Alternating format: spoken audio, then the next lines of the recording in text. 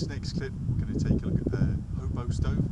That's going to include the basic kit, how we fuel it, how we light it, and how we use it for its intended purpose, which is boiling water and heating food. Okay, step number one, let's take a look at what we've got here. This is my setup, and it was all acquired very cheaply, no specialist parts involved.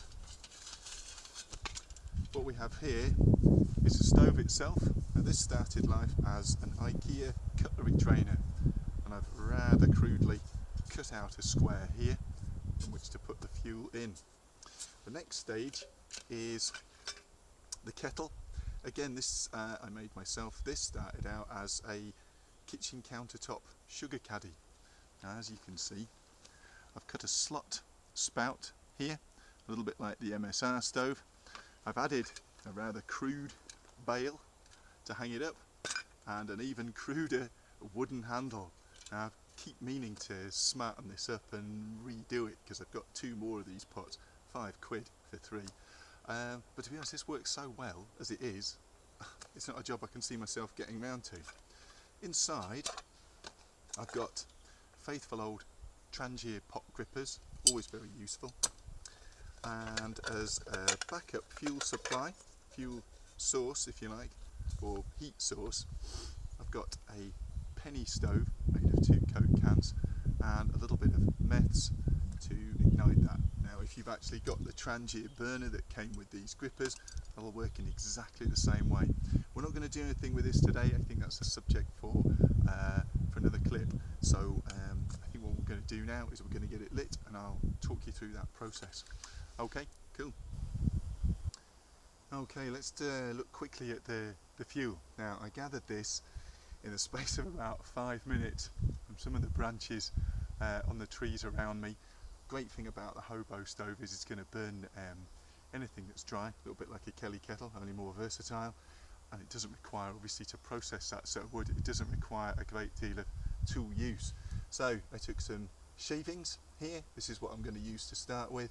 I've got my what might be considered sort of pencil thin, chopstick thin kindling here, a little bit of slightly higher grade, and this is the fuel I'm going to use to actually boil the water. Now, the Hobo stove, as the name suggests, is something really for one person on the move who's not going to be in any place for too long. You know, if we were sort of camped out for the night, several of us, Hobo stove not going to be appropriate. For one person making a quick brew out in the trees or on the trail, gathering the stuff from what's around you, nice dry twigs, is absolutely perfect. So we're going to get it lit now, and I'll check back with you in a minute. Now, in order to get it lit, I could go for something traditional, some fat wood, some birch bark. For the purposes of this, which really we're just demonstrating the stove here, I'm going to use something I always take with me, which is household firelighters. They go very, very well with the ferro rod. Just going to get that lit now. There we go, on a piece of bark. Place that beside the stove. I'm going to get my first grade shavings kindling on top of that nice and quick. Put that out, I don't think we need it.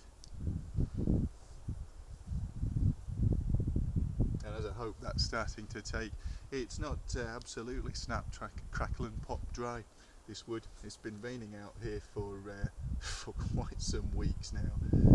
These dead lower sort of twiglet branches, yeah, they stay dry. They retain quite a bit of sap as well, which makes them a good prospect for burning.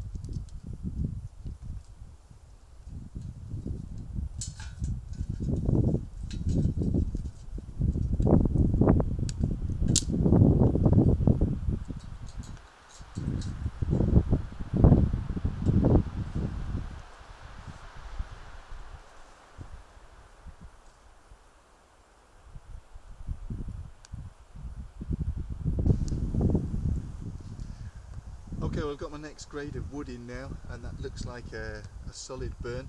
So something I didn't show you earlier, last piece of kit with this, a very ordinary tent peg, I'm going to push that through here. Holes obviously are very, very useful for that. And I'm now going to place the kettle itself on top of it.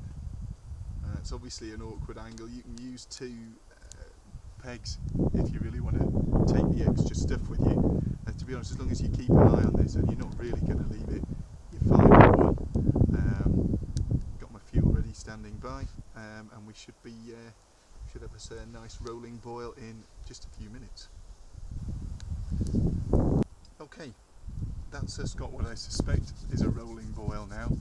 The thing with this kettle made with the sugar caddy is the lid's quite a tight fit, so I don't really want to pop it off in order to check that it's boiling. So a little trick you can do, if you didn't already know this one, is you can take your knife and gently lay it alongside the pot, and if it's actually boiling, bubbling, you're going to feel that along the blade of the knife. Just a very slight vibration. Well, that's what I've got here, so I figure we're about ready to pour ourselves a cup of coffee. Also, you'll have noticed that since the last scene clip, whichever, I've actually moved this down a couple of pegs.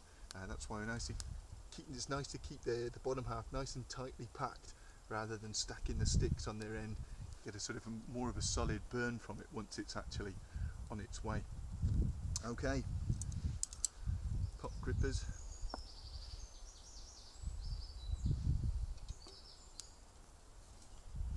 Here we go, that just lifts off. Using the knife here, pour that out. Now here's the big difference with the Kelly kettle, which you've probably seen, is that once you lift the actual vessel off the fire, it usually goes out. With this, and put it straight back on, or I could replace that with a pot of stew or something that I wanted to heat up.